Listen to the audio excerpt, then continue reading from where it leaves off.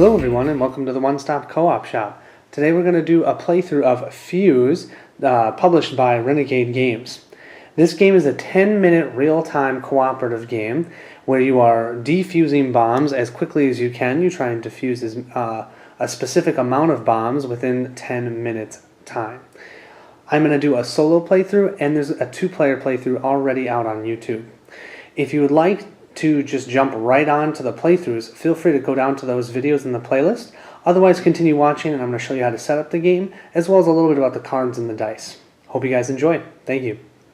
Alright, to start with, let's talk about the dice. So there are a total of 25 dice in the game, 5 of each color.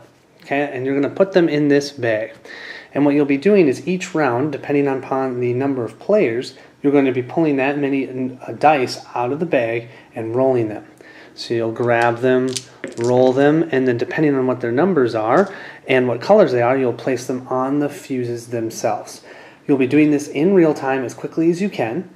Any die that you cannot use, you will have to re-roll. So let's say we could use these 2, but we couldn't use this 5. We'll have to re-roll this 5, and we have to either eliminate a black die from our card or a 6, and that's for each individual player. So if there's 2 players, if both of us have a 6 somewhere, we will have to take that and put it back in the bag. If both of us have a black, we'll have to take a black and put it back in the bag. Or one of us might have a black, one of us might have a 6. But so that's how the dice are going to work. We'll be putting them in this bag, pulling them out, putting them back in as quickly as we can. Technically, you're supposed to rotate who will roll each time. You may see in the 2-player playthrough that might not happen every time. Solo, it's very simple because it's just going to be me. So, but that's how the dice work, and like I said, there's 5 of each color, and there are a total of 1, 2, 3, 4, 5 colors, so 25 dice. So what I have in front of us now are all the different types of cards you're going to see during the game. There are going to be different types of bombs, so these are all bombs. Here are fuses, and when these fuses flip up, you have to, every player has to eliminate either a color, a specific colored die from their bombs that they're trying to defuse, or a specific number die. So like this would be a 2. So 2 or a green. You only have to eliminate 1 die and throw it back in the bag, but depending on what you flip up with the fuse, that might happen to you, or you might get lucky and you don't have that specific color on the bombs that you're trying to defuse. I'm going to bring up, zoom up to a couple of these so I can show you the bombs in particular. Here's an example of a level 1 bomb. You can see the 1 right here. That means it's a level 1. It's one of the easiest bombs. You will see that they have 3 different places that you can place your bombs on. So bombs, your dice I should say. What you are trying to do is cover all 3 of these spots with dice. Once all 3 are put on this card, you can then discard it because you've diffused the bomb and pick another one. So just for an example, you see how this has a number icon? You can put any number die on there. So let's put this 6. Okay? In this spot then, I need to put either a die that matches this number or this color. That's what that little slash means. So I could put a black 5 there. Or I could put a red 6, like so. Then this icon means it needs to match the color of this die. So it can be any of these colors, but it has to match the color because of that equal sign to this one. So I can have a red of any number. Once I have that completed, so I have this being any number, this is being a number or a color that matches this one, and then this is being a color that matches this die, that bomb is complete. And I'll take these 3 dice, put them back in the bag, discard this bomb, and choose another one. Here's a level 2 bomb. This level 2 bomb, what you're going to be doing is, I just wanted to show you because this is a different type of bomb, you're going to need to make a little pyramid. So I'll have to place a 2 and a 3, if I can find the number 3 on this die, there we go, like so in this spot, and then I need to have a die with a 1, like this. That would mean I have completed the bomb. If when I try and place one of these, they fall off, I then have to take that die that fell off and put it back in the bag. So you got to make sure you at least have created the tower, or yeah, whatever you want to call it, the tower. And then once it's stable, I can take all those, put them back in the bag, and then discard this bomb.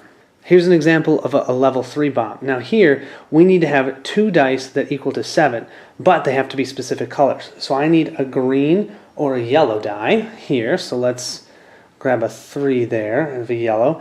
And then I need a red or a blue, and 3 plus what would make 7? Well, hopefully you can do math. 3 plus 4 equals 7. Once I have that, that bomb is done.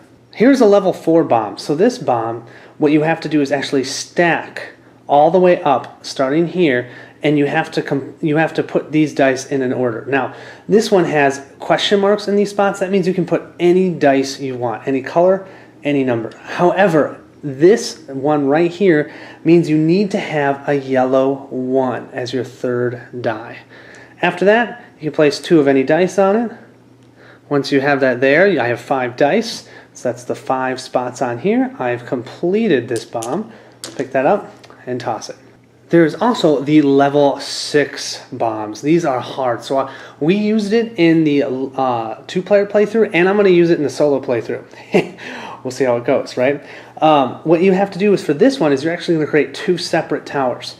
So you need a 1 or a 2 here, a 3 or a 4 on top of that, and then a 5 or a 6 on top of that here. But then I need in this spot a red and then a blue. Sorry, I used my right hand. And then either a red or a green. So now that one's been completed. Yeah, you guys can see that. Over here, I'm going to actually have to build a tower. So I'll have to get a 1, either a 3 or a green, or a red, I mean, and then a 2. Then I need a 4 or a green, so I'm going to use a 4. Then I need a blue or a black, and then to end I need a 5 or a yellow. So I'll place 5. Whew.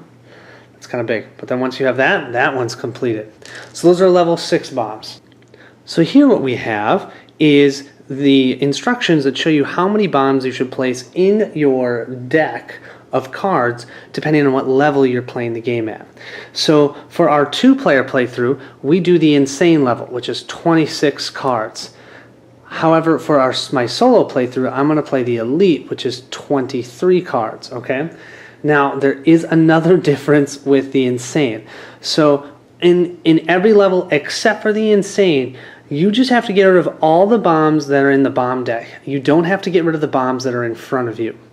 What that means is after there are no bombs for you to choose from to pick and replace ones that are in front of you specifically, you have won the game.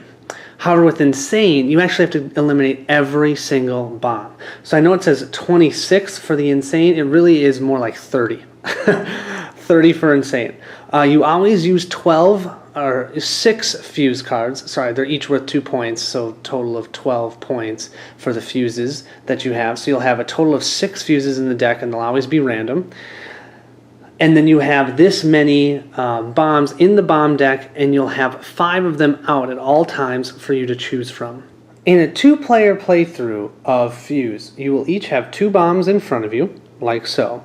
You will then have 5 bombs, 1, 2, 3, 4, 5, that you can choose from, that once you complete a bomb, you will discard over here, grab a new bomb from these 5 that are here, and then flip a new bomb out. So you'll always have 5 bombs available until you get to the end when there's no more cards in the deck. To play on any level except for insane, all you have to do is get rid of all of these cards.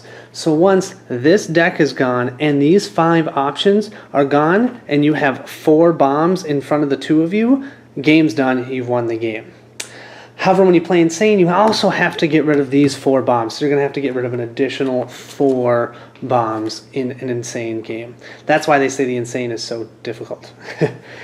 In a solo play game, you will actually have all 4 bombs in front of you. And so you can place dice on all 4 of these bombs, okay? Now, in a 2-player playthrough, what you're going to do is you're going to roll 4 dice. So you're going to grab 4 dice each round, and each of you can grab 2 of these dice a round. So I could grab these 2, and Monica could grab these 2. In a solo playthrough, I will only roll 3 dice at a time, and then I can place any of these 3 dice anywhere I want. Okay? Now, when you play with 3 players or 4 players, if you play with, or 5, because you can play this with 5. I actually really like it with 5. If you play with 3 players, you'll roll 3 dice at a time. 4 players, 4 dice, and 5 players, 5 dice. So it is kind of hard when you play at different levels a lot. You can't remember how many dice do I have to pick up. But in all of the player counts except for 1 and 2 players, you'll only ever grab 1 die. But in 1 player, you can of course grab all 3 dice that you're rolling, and then in 2 player, you'll roll 4 and you'll each grab 2 dice. So that's it. That's how you're going to play. You're going to be rolling these, placing them on your cards where you can, and then if I can't lay this die, I'll have to roll it, and then either get rid of a 5 or a black for each player. So if these were 2 different players, Monica would have to lose this 1. This player doesn't have any 5s or blacks, so we would not have to eliminate or get rid of any dice on here. All right. So with that, hope you guys enjoy the playthroughs. Thank you.